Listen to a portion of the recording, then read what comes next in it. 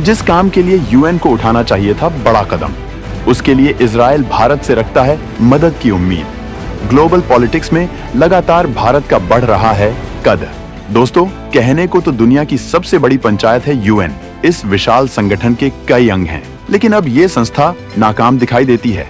UN की सबसे ताकतवर संस्था यूएनएससी या सुरक्षा परिषद वक्त के साथ बदलाव न होने की वजह से अपना वजूद खोती जा रही है, जबकि भारत लंबे वक्त से इसमें बदलाव की मांग कर रहा है। भारत भले ही सुरक्षा परिषद में स्थायी सदस्य नहीं है, इसके बावजूद वो दुनिया में शांति की बड़ी कोशिशों में जुटा है।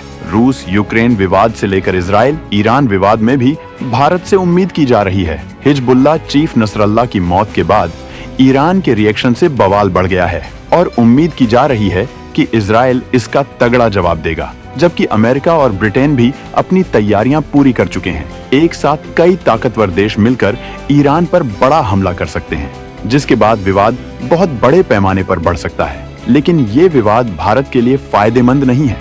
इसी वजह से भारत इसे रोकने की कोशिश में लगा है, जबकि इजराइल खुद भारत से इसकी उम्मीद कर रहा है।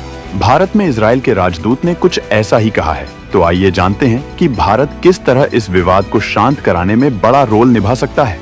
भारत के किन कदमों से जंग की आग में झुलस रहा मिडिल ईस्ट शांत हो सकता है। ईरान और इजराइल दोनों से हैं भारत के बेहद खास रिश्ते। दोनों देशों के साथ भारत बड़े पैमाने पर करता है व्यापार। अब जंग की आग बुझाने के लिए उठा सकता है बड़ा कदम। भारत में इजराइल के राजदूत ने मिडिल ईस्ट की जंग में इशारों में भारत से शांति के लिए भूमिका निभाने की अपील की है। भारत से ये अपील ऐसे वक्त में की गई है जब मिडिल ईस्ट जंग की आग में झुलस रहा है। इजरायली राजदूत ने क्या बयान दिया है, इस बारे में हम आगे बात करेंगे, लेकिन इससे पहले हम आपको ये बताते हैं कि भारत कैसे दोनों के बीच शांति की भूमिका निभा सकता है। दरअसल भारत आज के वक्त में दुनिया की बहुत बड़ी ताकत बन चुका है। इजराइल और ईरान दोनों के साथ भारत के मजबूत संबंध है, लेकिन ईरान ने इजराइल से जातीय दुश्मनी बना ली है। भारत का दोनों देशों के साथ बड़े पैमाने पर व्यापार होता है। हालांकि इजराइल के साथ भारत की बड़ी साझेदारी है, लेकिन ईरान में मौजूद चाबहार भारत के लिए बहुत महत्वपूर्ण है, जो भारत के व्यापार के लिए बड़ा दरवाजा खोलता है।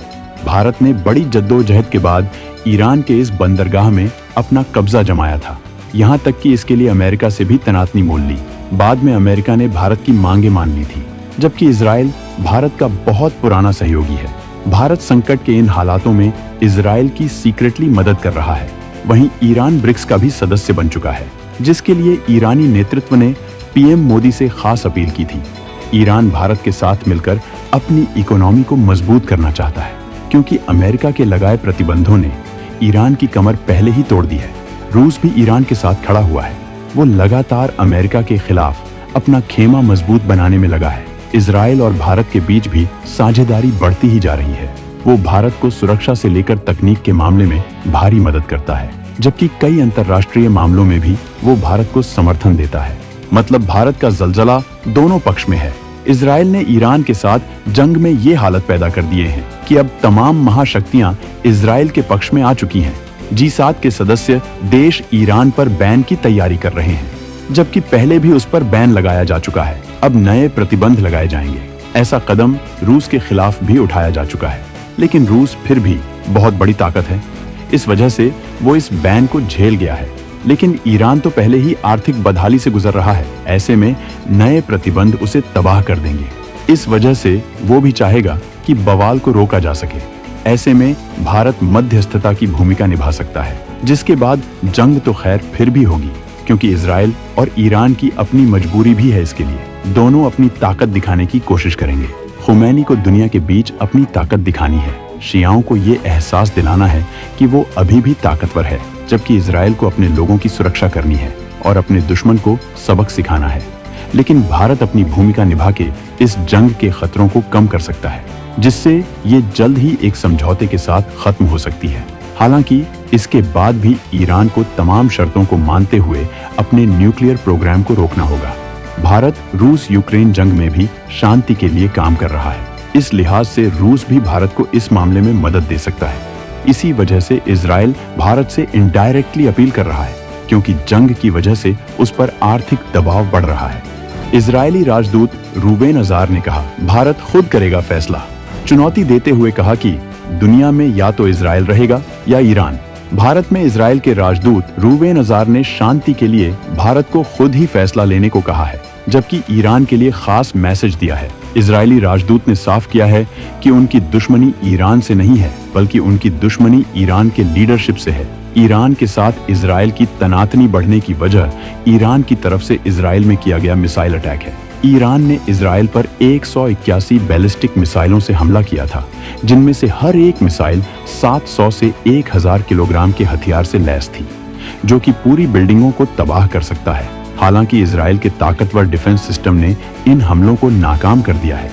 इजराइल में इससे बहुत कम नुकसान हुआ है, जबकि गाजा में गिरी एक मिसाइल से फिलिस्तीनी की मौत हो गई है। इजरायली राजदूत के मुताबिक इजराइल ईरान से डील करने में सक्षम है और अब ईरान इसका अंजाम भुगतेगा। जब से हमास के खिलाफ इजराइल ने एक्शन लेना शुरू किया, उसके बाद से ही हिजबुल्लाह लगातार इजराइल को निशाना बना रहा था। इजराइल ने हिजबुल्लाह को पीछे हटने को कहा था, लेकिन हिजबुल्लाह को लगा था जैसे इजराइल कमजोर हो चुका है और वो लगातार रॉकेट दाग रहा था, जिसके पीछे ईरान ही था। और आखिरकार इजराइल ने जाल बिछाकर हिजबुल्लाह चीफ नसरल्लाह को मौत की नींद सुला दिया है, जिसके बाद से ईरान दहला जा रहा है। हड़बड़ाहट में उसने इजराइल पर मिसाइल दाग दी है, लेकिन अब पलटवार की संभावना से थर्राया हुआ है। जब इजरायली राजदूत रूबेन अजार से पूछा गया कि क्या भारत शांति लाने में कूटनीतिक भूमिका निभा सकता है, तो उन्होंने कहा, यह भारत को तय करना है। कूटनीति हमेशा काम कर सकती है। हमने 7 अक्टूबर के हमले के बाद शुरू में कूटनीतिक चैनलों के माध्यम से मुद्दों को हल करने की कोशिश की, लेकिन यह काम नहीं आया। कभी-कभी जब चरमपंथी शासन होते हैं तो खुद का बचाव करने के लिए, प्रभावी होने के लिए उनसे सख्ती से निपटना पड़ता है। उन्होंने कहा कि भारत एक महत्वपूर्ण प्लेयर और इजराइल का दोस्त है। नई दिल्ली निश्चित रूप से मिडिल ईस्ट को स्थिरता के गलियारा जो एशिया और यूरोप को जोड़ता है के रूप में फिर से बनाने में मदद करेगा। उन्होंने कहा कि भारत इजराइल का साझेदार है। इजरायली राजदूत का ये बयान साफ इशारा करता है कि इजराइल चाहता है कि भारत इस मामले में कूटनीतिक कदम उठाए। इसकी वजह यह है कि इजराइल को एक-एक मिसाइलों को रोकने के लिए बेतहाशा खर्च करना पड़ा रहा है। लंबे वक्त से चल रही जंग इकोनॉमी के लिहाज से बिल्कुल भी ठीक नहीं है। वहीं तमाम जानें भी जाती हैं, जबकि संपत्तियों को खासा नुकसान होता है। जंग के बाद देश को फिर से मुख्य धारा में लाने के लिए भारी खर्च करना पड़ता है।